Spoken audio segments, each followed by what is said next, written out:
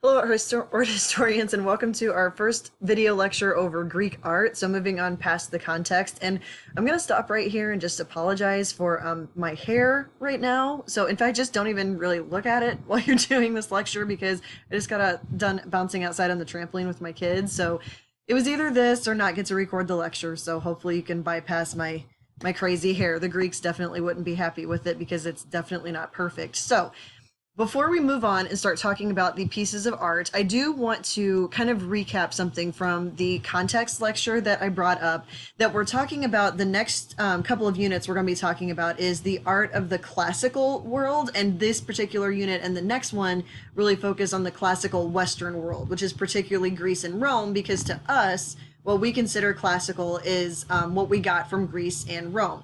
So just to give you kind of a time frame here, all right, so from 600 BCE to 600 CE, we were starting to see in history the rise of the very first empire. So we kind of looked at this in the last unit where we looked at Mesopotamia and Egypt, that the next thing that happens after we start farming is the development of civilizations. Well, over time, those civilizations get bigger, you have a surplus of food, but then you have a surplus of people. So you kind of need to expand out, which means the more that you expand out as an empire, the more you're going to be ruling over people who are not you. They don't look like you, they don't think like you, they don't talk like you, they've probably been ruled by somebody else for quite some time, and they're really not going to be too happy about a large amount of change.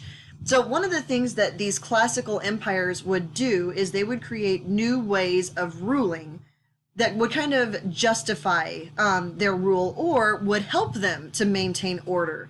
So what we're going to see happen is within these classical governments, like in Persia, where they would use Zoroastrianism to kind of say, okay, you don't have to be this religion, but if you do decide to be this religion, this God gave us his blessing to rule, and if you adopt it, then these people kind of kept an eye on themselves because they were constantly fighting that battle against evil. So it kind of helped maintain order for these kings.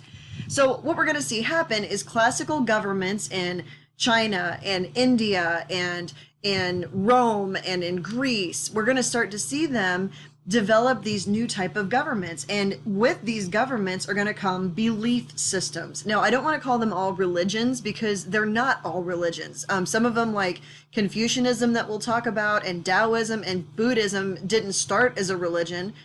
They were belief systems about ways that people should act or live their lives or how government should be run.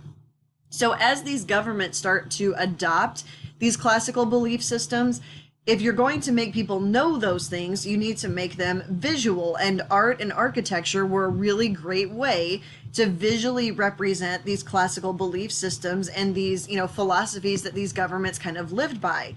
So if the idea lasts, so since we're talking about Greece and Rome, like democracy and the republic, which come from this idea of humanism, come from, then the art and architecture is going to last with it. So because the United States and the Western world kind of adopted those ideas of humanism, that humans are just as good as the gods and therefore should be able to create their own laws, like in a democracy and in a republic, because we adopted that belief system, we adopted the art and architecture that went with it. So it's not an accident that our government buildings, since we adopted the belief system that was the basis for democracy and the republic, that our government buildings all use the art and architecture that represents those Greek and Roman ideals. But we'll talk more about that later.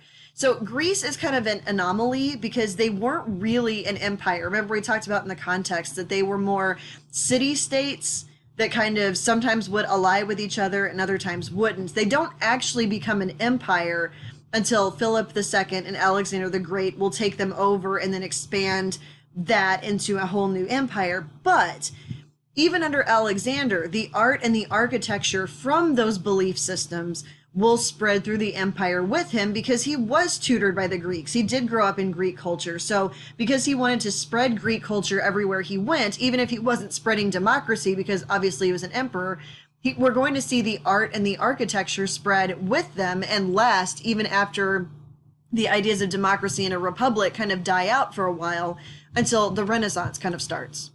So we are continuing on with Greece, this idea of religion and rule, but here's going to be the difference with Greece. Those two things are still going to exist, and there's a lot of religion in Greek art that we're going to see, But because of this Greek idea of humanism, that the humans were just as good as the gods, we're going to start to see these two things separate a little bit, where you could actually separate them, which it's not an accident also that our country is founded on this idea of separation of church and state, which was a Greek idea kind of stemming from that humanist idea that humans could kind of do things on their own without necessarily needing the gods.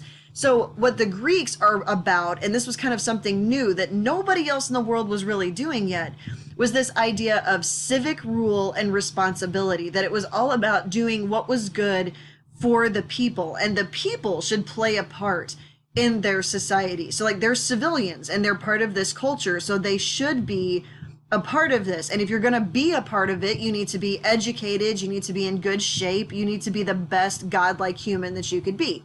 So another thing about Greek art is that we study it chronologically, which is really, really cool, because Greece is one of those situations where you can really watch history happen in the Greek civilization. So for example, Egypt, we kind of studied by the dynastic changes, or so kind of studied by, the old and new kingdoms. And really, frankly, it doesn't change a whole lot.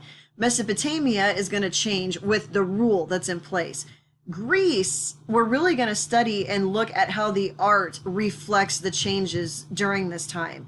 It's very, very important for you to remember that idea, that belief system of the Greeks, this humanist idea, where we're going to see that belief show up in everything they do. Democracy and the republic, so the republic's actually Rome, but this idea of democracy and power from the people was not what came first. Humanism in Greek eyes came first. Democracy was just evidence of that. It was a government system that reflected that idea.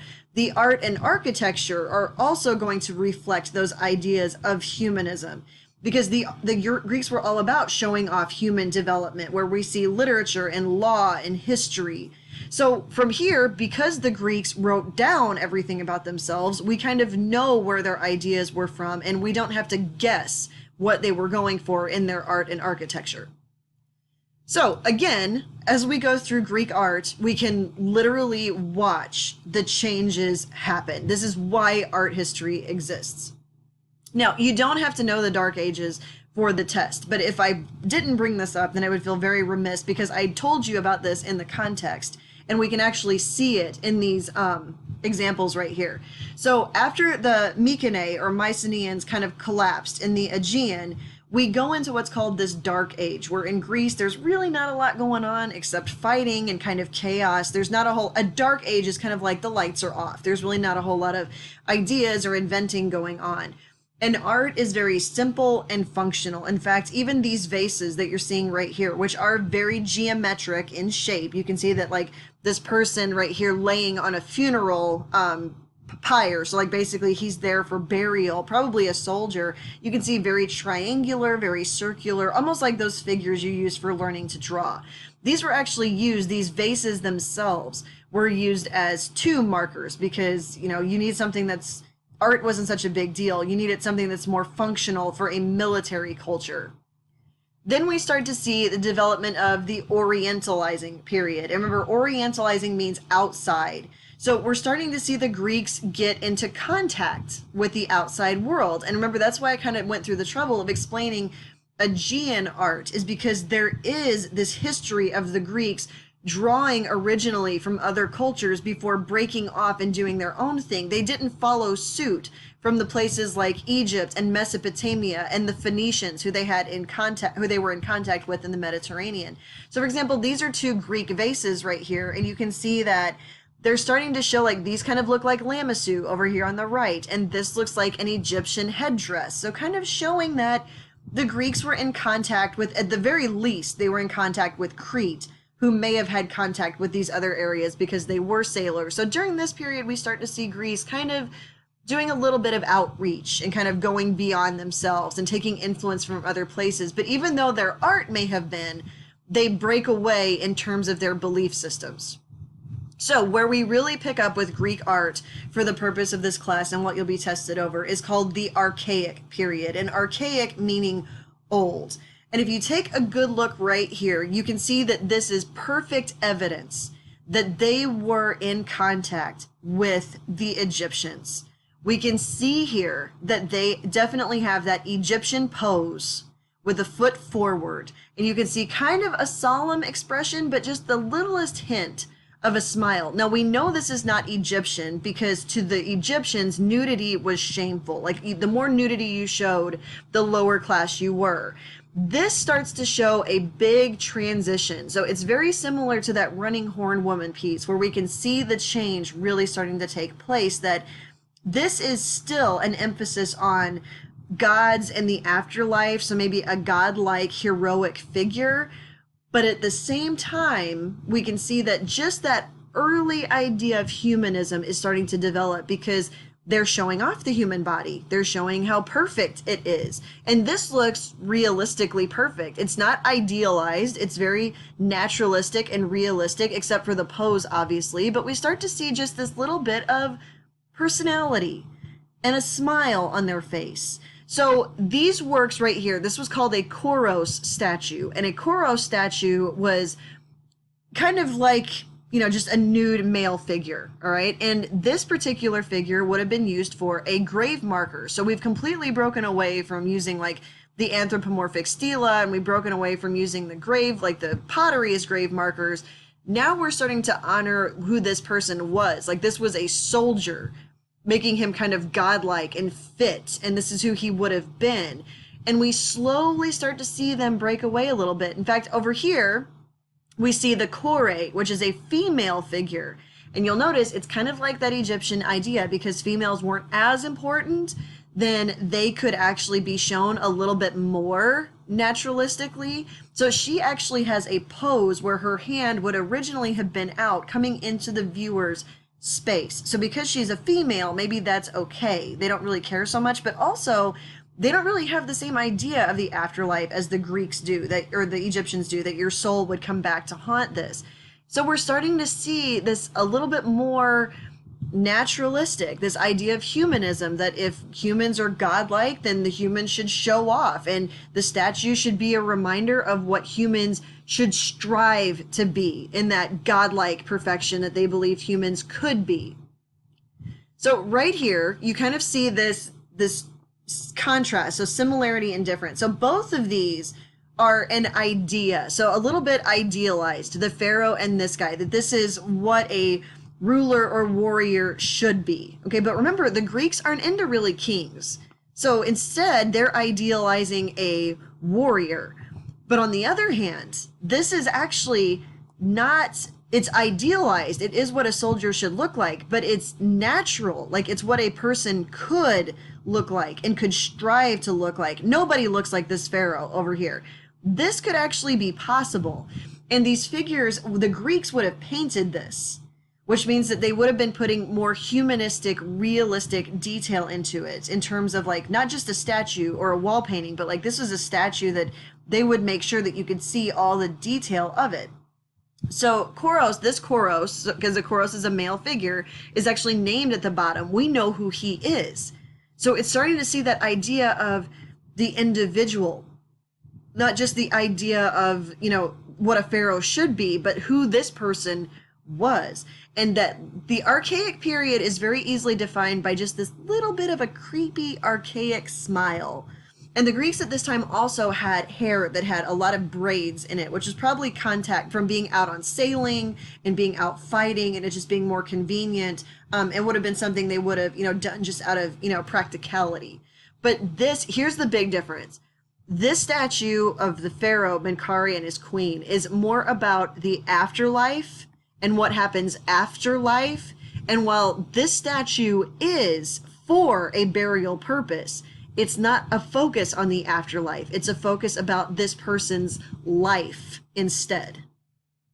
So Arite is this Greek idea, or Arite is this Greek idea of what humans should be. All right, it's this ideal of moral and physical beauty. It's kind of like healthy mind, healthy body, or healthy everything, healthy inside, healthy outside. All right, so it's this idea that if we're going to, you know, impress that idea upon people, we need to show it. So there needs to be physical perfection. There needs to be this image of what it is that we believe in. So during this time, they had decided no more kings, especially in Athens. And so other places may have kings, other Greek city-states, but Athens had decided no more.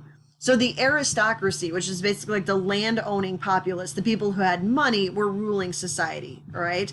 So they're kind of like this idea that if the nobility are going to be running things, then what the nobility is what was beautiful, all right? So it's this kind of idea of males, like it reinforces their idea that men are the most important thing, and male beauty is what you're going to be seeing. Women weren't shown to be objects of beauty.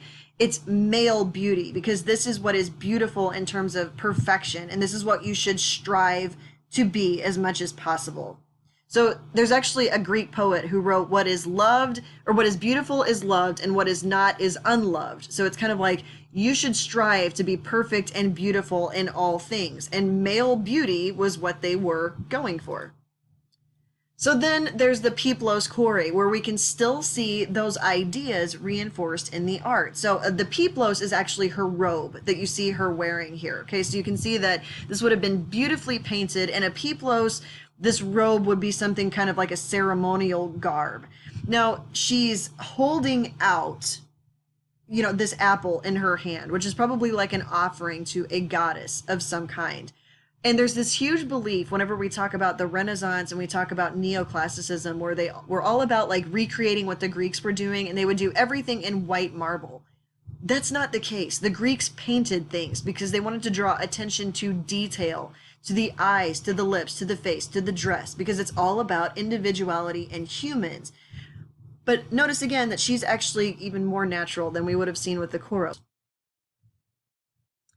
Okay, so we're also going to see during this time that kind of starting with the Mycenaeans with their functional pottery, which is basically all they had to do art on at that time because they were a warfaring culture, we're going to see this whole tradition of Greek pottery kind of continue. And the Greeks were very, very good at creating pottery, and a lot of what they made would have needed to be stored. So we're talking about not a whole lot of fresh water sources. You're going to need to drink wine, so this would be storage for wine or mixing of lamp oil or things of that nature. So stuff that would be necessary to people who are moving around and kind of in a military mobile culture, all right?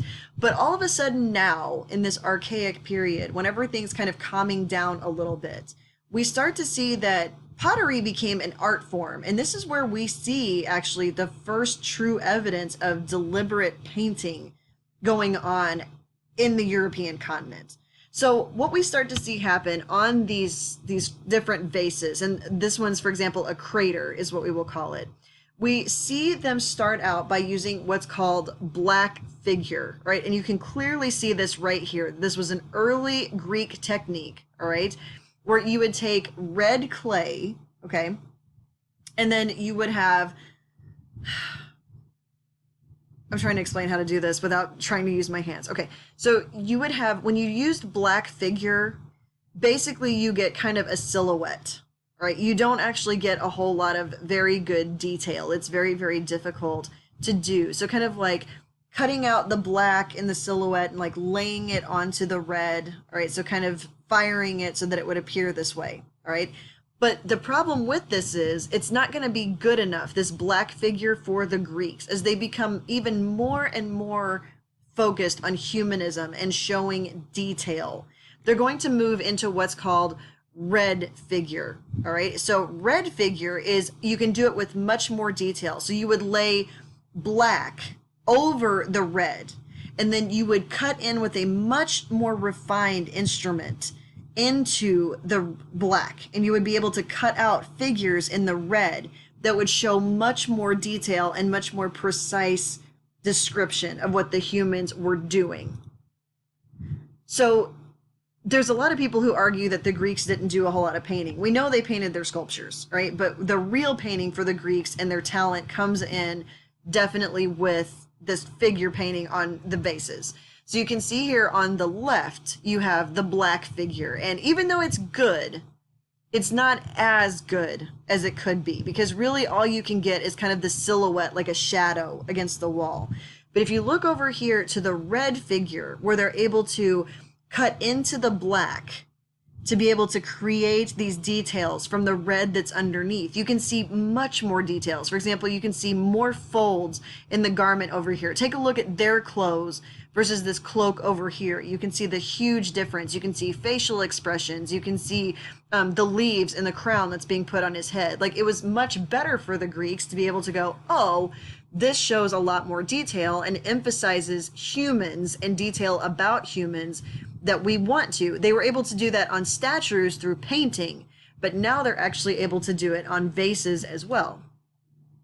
So you can see here kind of the difference. And if anybody wants a good art history sighting, there's a really, really good Disney movie you could possibly watch that, you know, might show you some, just a clue, some really good stuff that'll make you feel brilliant after we cover this unit, by the way. So you can see the difference here on the left. So you've got that black figure where it's kind of just like a silhouette against the wall, kind of like a shadow, whereas this one on the right with the red figure, you can see much more detail that they were able to put in this. So one of the really amazing things about the Greeks is they moved away from something called isocephalism. I have the hardest time saying that word. So isocephalism during this Archaic period is where previously what they would do is everybody in a particular scene would be shown all standing at the same level. So they would be kind of all right next to each other, standing there. Maybe, you know, one is a little bit shorter, one is a little bit taller, but it's not very realistic. So in order to create a much more realistic scene that almost showed depth on these craters or on these vases, we see them move away from isocephalism, where the heads aren't on the same level. No matter what their position is, they are actually staggered. So you can see here, for example, on this Niobedes crater, which is included on the 250 and is in your list, right? This is one of the earliest works that we know that shows they are really moving towards this, artistic talent. So like art is not functional, this is decorative art. It's to tell a story, but it's also showing off the talent of the artist who's trying to really make this have a human, realistic, naturalistic quality to it. That's what the Greeks were really going for. So right here, this is where we're going to start to see that they may have influenced how wall paintings look and starting to create that idea of depth in throwing in showing a scene. So the story here is that there was Niobe who brags about her fertility to a goddess, that only had 2 children. So she's like, I have all of these children. Look at me. I'm so lucky that I have all these kids. And her 2 children, so she only has 2, Apollo and Artemis, decide that they're going to kind of avenge their mother, whose feelings are hurt, by killing all of Niobedes' 12 children. So you can see here, you've got Artemis who's pulling her bow, and you've got Apollo who's pulling their bow, and like this is the scene of them hunting. You can see somebody's been shot with an arrow down here at the bottom. Here's another one laying down here at the bottom. So it makes the scene, you can clearly tell the action that's going on, because the Greeks would have wanted you to understand this story very clearly, that there are people falling and dying and running away and using the curve of the vase and making sure that people are staggered in a very, like this person's laying down, their head isn't at the same level of everybody else, because the Greeks were all about improving yourself, because they believed that the gods were like humans and humans could be even better than the gods. So the moral of this story they wanted you to take away from it is, do not brag about what you have, because, you know, you should just be happy with what you have and be humble and kind and, you know, not do that. So we're going to see here that you can see Hercules, who's put into this, all right? And he is in what we call a classical pose that I'm going to talk about later, which shows that this is definitely a move away from archaic, because you can see here that Hercules is standing in a contrapposto pose. And what I mean by contrapposto pose is that he's standing kind of with a counterbalance. So he's kind of got one leg straight and the other leg bent, and he's kind of standing with his hip popped in a counterbalance. All right. So like one arm is straight and the other one is bent. All right. So what this kind of shows is that's naturalistically how people stand. That's what the Greeks were going for, is trying to show like, this is what humans, how they stand. But at the same time, it's a little bit idealized, obviously, because nobody, I mean, I guess somebody does, but nobody I know looks like that with those kind of abs. They're obviously idealizing this. And supposedly the story goes is that Hercules helped the Greeks in the Battle of Marathon, which is the very first first battle when they were fighting against the Persians, which by the way is what kickstarts the classical era. So we can see at this point that after they beat the Persians in that very first battle of Marathon, they're starting to feel a little bit full of themselves. They're starting to seem a little saucy. Like I can't really pop my hip and you see it, but it's kind of like, we are tough, we are strong, and hey, we're going to stand like this and show you that we are human and this is a human stand, and we're going to use that to show that we are perfectly balanced in how we stand. So here's what starts to happen. We have Archaic with the Kritios Boy, and then we start to see us move towards this Contrapposto, even more naturalistic, but it's idealized naturalism, like we can see on the Niobedes crater. And that's going to start to happen as the Greeks get a little big for themselves as they start to fight and win against the Persians. So this is what we call the Contrapposto stance, all right? And this is what changed everything in arts, because this is truly this movement away from stylizing how people stand like the Egyptians did and going into true naturalism, because it wasn't about kings, it was about people, and this is how people actually stand. So as we move into classicism, all right, so we have Archaic Period is Kritios Boy and the Peplos Koros, where we're still kind of in transition, right, between the other worlds like Egypt and Mesopotamia and what Greece is going to come up with. So we can see that early humanism, but it's not 100% there yet. Then we get to the classical period where we're starting to fight the Persians, we're starting to win against the Persians. So it's even more about showing how awesome you are and how, awesome humans are. So if we're going to show that, let's show a little bit more of a saucy pose where humans are kind of standing how they naturally would. And, we go from there. So this is called Kritios Boy, which is not on the 250, but I'm sorry, it should be, because Kritios Boy shows that, like, you can see it happening, that even more shift towards that idea of humanism, because as Athens in particular, really embraced that idea of humanism, that humans won the Persian War. They were the ones who did it. They were the ones who developed this democracy and fought for it against the Persians, who are a monarchy. As they move even more towards humanism, you start to see the evidence of that in the art. So this is that Contrapposto point, and we've never seen this in history before. And the face is very natural, and they're really trying to do this study of showing the natural body and how it actually should appear. So this is where we see what's called the classical point of Greece. All right, so we've moved from Archaic Period into classicism, and this is where we start to see, because the ideas were so there after they had beaten the Persians. I mean, the Persian War kickstarted everything for classicism for them. They already had the idea of democracy and humanism, but this is where it really becomes solidified, because they had just fought against an enemy who, if they had beat them, they would have been ruled by one king. And now we've got this democracy that's going to thrive. They even, redo the democracy where people who are in the government can get paid, so that way, all people can afford to do it. And they recognize that the military should be part of it because they fought for this country and saved it, or the city-state. And so we see that, and then they beat the Persians. So they're kind of like, wow, we really are humans, we really are awesome, and we're perfect.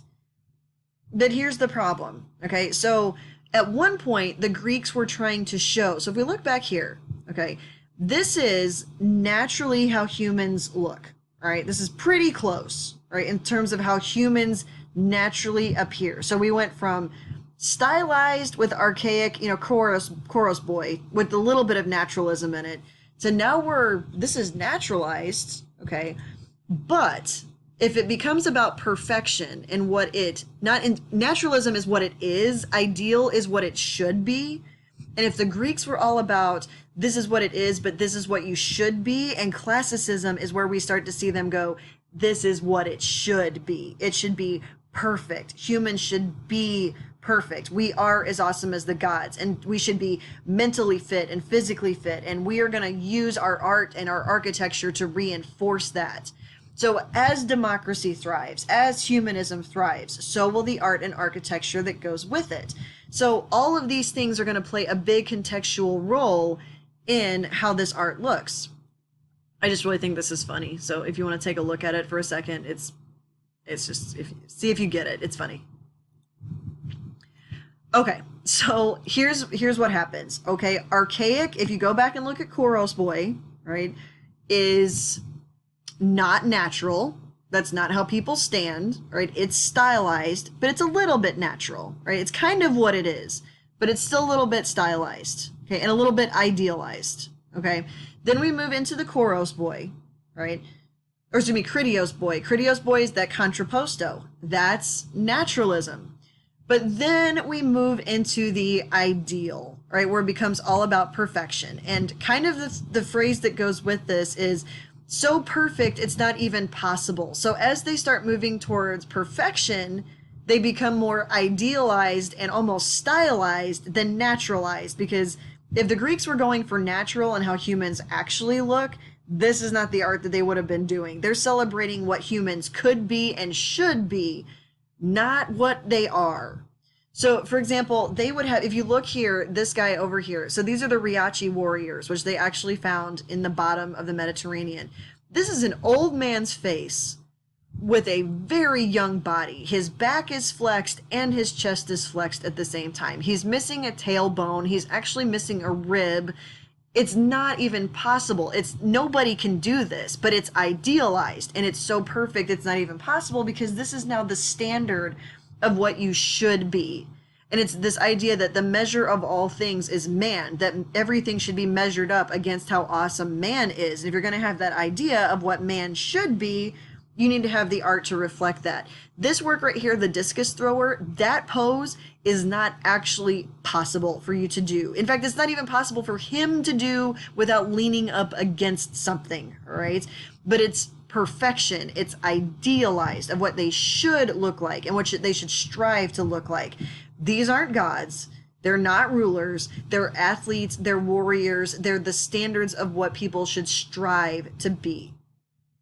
So after the Persian Wars, so after the Greeks beat the Persian Wars, this classical era really, really kicks up. I mean, this is when the Greeks are riding high. They're full of themselves. Nobody can threaten them at this point, and they have a lot of time to think, and almost too much time to think, because this is when they're like, you know what we should do? We should show perfection, because we're perfect. So we should make sure that everybody wants to be perfect by giving them these examples to look like. And it should be all about, not like it's taking effort, but that it is effortless. Let's go back to the discus thrower. If I were to try to do that pose, I would hurt myself and my face would be contorted in a terrible, terrible way. Try flexing your back muscles and your front muscles at the same time and see the face that you make. I bet it's pretty ridiculous, all right? But the whole thing is, the Greeks want this to look easy, like anybody could do this. And it's about, they're calm, they're composed, nothing rattles them, they are awesome. But it could also be this idea that they are ready for action at any time. So yes, we are beautiful and this is effortless, but don't be mistaken, because we're ready to fight at any second. So we're muscular, we're toned, we're strong, we could beat you at any second, but we're not really worried about it. That's kind of the message. So like this Contrapposto stance you have over here, right?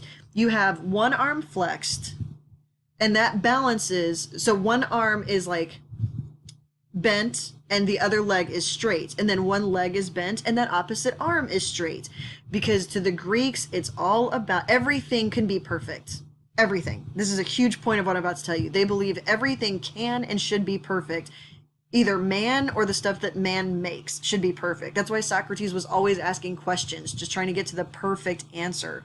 So to the Greeks, if we're going to explain everything rationally with a good answer, math was the way to do that. Again, these are the people who came up with geometry and trigonometry and being able to put everything in measurable angles that all add up to the perfect amount of degrees. But here's the thing.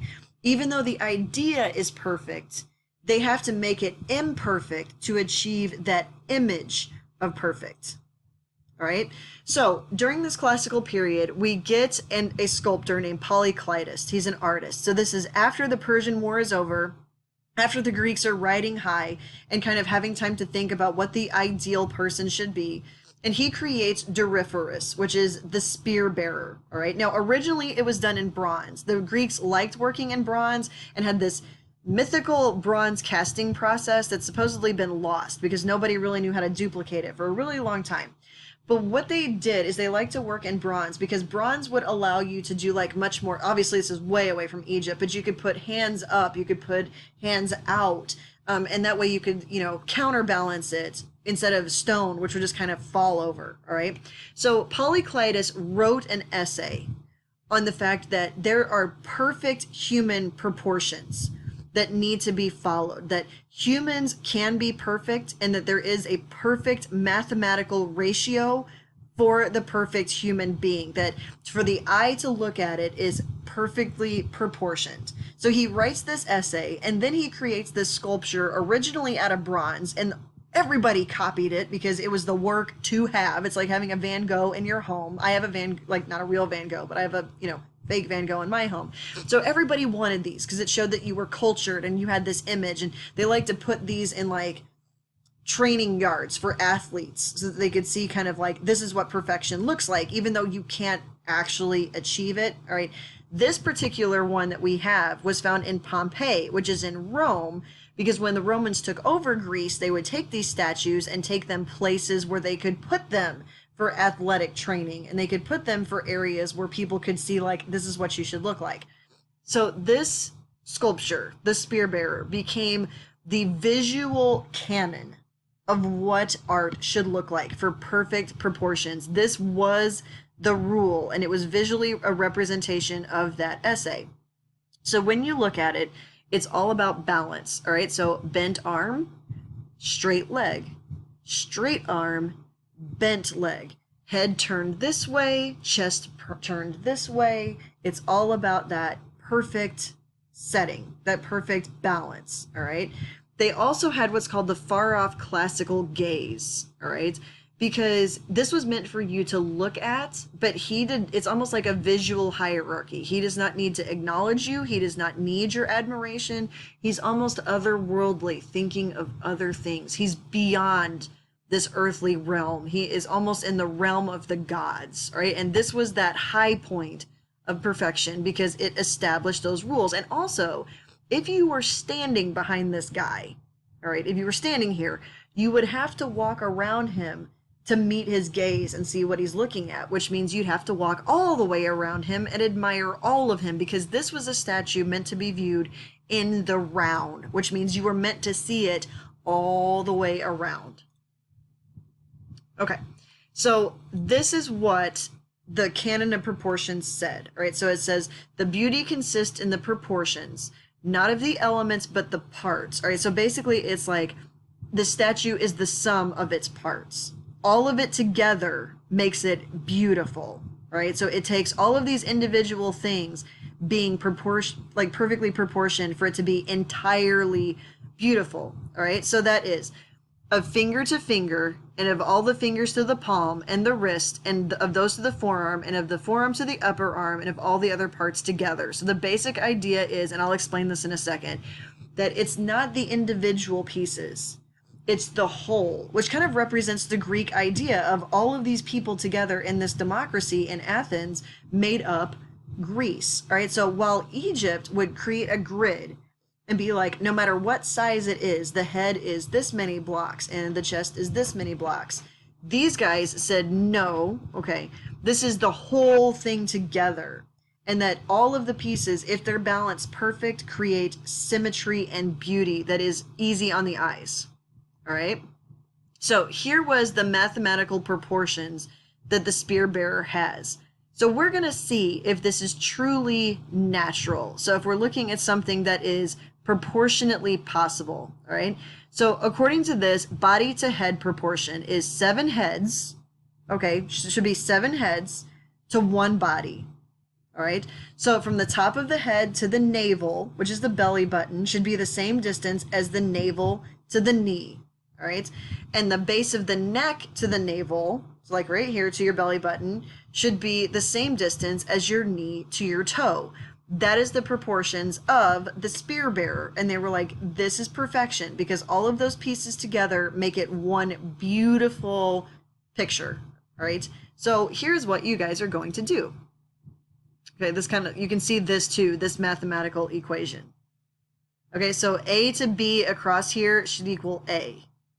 You guys can see that. All right, that's the ratio. That's what people should look like. All right, so for your homework, you actually have a flip grid on this where you are going to measure at least one person. It's really better if you do more than that. All right, it's just to get some, data. Try yourself too. Have somebody measure you, and we're going to see if this was natural or ideal. So in other words, is the Spearbearer too perfect to actually be possible?